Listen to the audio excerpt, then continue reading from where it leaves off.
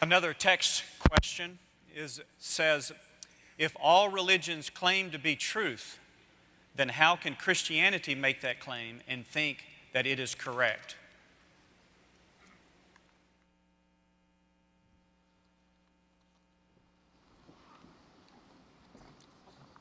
Appreciate that question, and it's a question that has the assumption that is very correct. Oftentimes the Christian takes the hit that he or she who is a follower of Jesus Christ is the only one who lays claim to exclusivity. That is not true. Gautama Buddha was born a Hindu, and he renounced two of the fundamental doctrines of Hinduism, the authority of the Vedas and the caste system. He could not accept those two, went on his own journey in search of enlightenment, and came, of course, with the Four Noble Truths and the Eightfold Path and the ultimate extinguishing of desire in his nirvanic pursuit. So he turned his belief away from the religion of his birth in order to find a different answer. Islam is also exclusivistic in its claim, in all of its precepts and its 5 pillars and so on. What about these contradistinctions? The first thing we need to know is there are distinctions, there are fundamental differences. At best, there are superficial similarities. I often hear the question posed wrongly.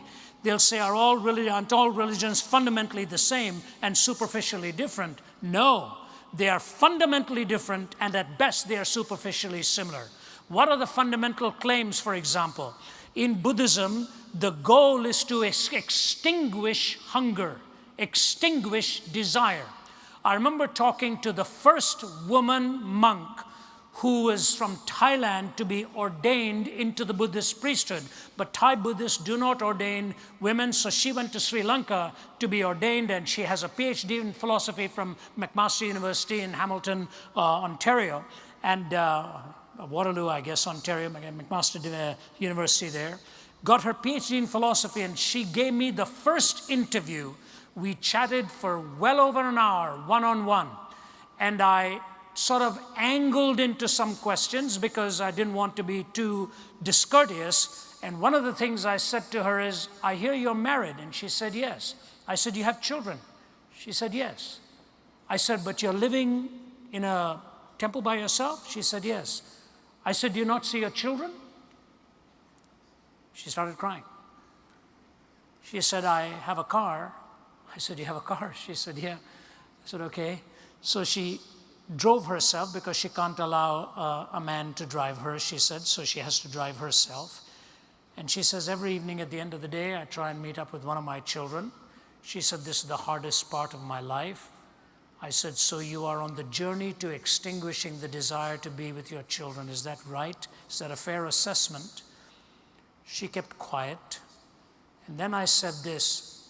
I said, the Dalai Lama has as his primary pursuit now the freedom of Tibet. She said, that's right. I said, why does he desire that? She looked at me and she said, we try not to get into these philosophical questions. Let's just say that he chooses to. You take a look at other world religions and see where these 4 questions are dealt with: origin, meaning, morality, and destiny.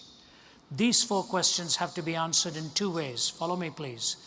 Every particular answer has to correspond to truth, either through empirical form of measurement or through the logical reasoning process. And when those 4 answers are put together, they must cohere and not be incoherent. So the 2 tests, correspondence and coherence, I guarantee you, only in the Judeo-Christian worldview will you find these 4 questions answered with corresponding truthfulness and with the coherence of a worldview. Let me take just one example, and I don't say this to slight, but this is a fact and we have to deal with it. I've been invited in many, many Islamic countries, and I have open forums there, and I'm going to go to one of the toughest Islamic countries within the next few weeks. They've hosted me in many parts there, and we've had dialogues. I want to give to you 2 things. In the Quran, it is the only historically claimed document that denies that Jesus Christ was actually crucified or died on the cross. Denies that. The Greek historians say he died on the cross. Roman historians say that. Pagan historians say that. Jewish historians say that. And Christian historians say that. The the Quran is the only one that says it appeared to him that he died, but he didn't actually die on the cross. So historically, it is making an affirmation that is really historically untrue. I got into a discussion with Sheikh Hussein of the leading Shiite cleric in Damascus, Syria, a real gentleman. For over 3 hours, we talked with an interpreter between us and an audience listening in. I was allowed to ask him one question about his faith, and he was allowed to ask me one question about mine. There was nothing, no rancor, no adversarial stance, just a perspective and counter-perspective and back and forth. It's the best way to do it, really. At the end of it, Sheikh Hussein looked at me. He was very respectful through the whole time, always referred to me as Professor Zacharias, Professor Zacharias. And then at the end, he looked at me, leaned over, and he said, "You know, Professor, I think the time has come for us in the Islamic world to stop asking if Jesus Christ died and to start asking why."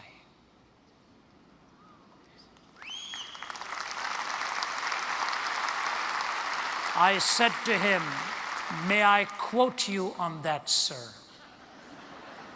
He said, "Yes, you may. I'm hopefully going to go there before long, and I hope we can meet up again." Origin, meaning, morality, and destiny. The Judeo-Christian worldview is not the only one that claims exclusivity, but it's the only one that takes those 4 questions with corresponding answers that are truthful and coherent answers that stand the test of time. And the ultimate answer of the resurrection from the dead that gives you hope and meaning.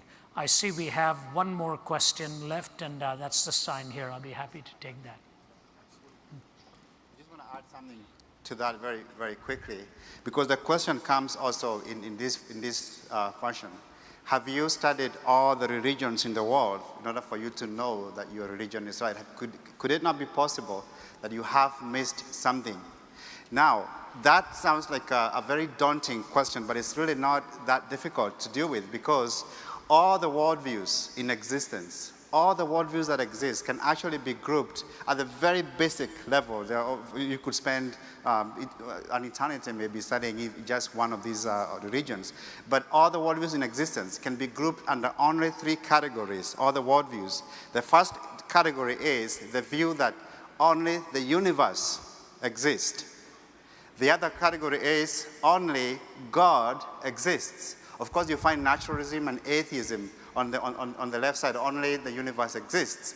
But when some Eastern religions will tell you only God exists, and that's cashed out in different ways. I'm just using the word God, just to make it easy for us to grasp these concepts. Then in the middle, you have the view that both God and the universe exist. Both God and the universe exist, and under that you have Judaism, Christianity, and Islam.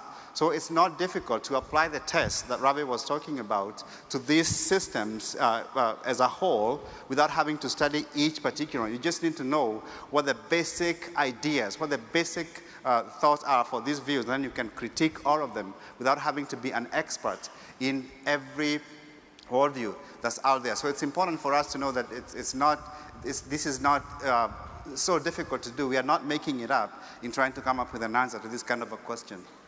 This gentleman, very humble guy, and we didn't want to give another university too much of advertising here lest we be thrown out, but he is just finishing up his PhD work at the University of Georgia, and I'm going to carry the work out there.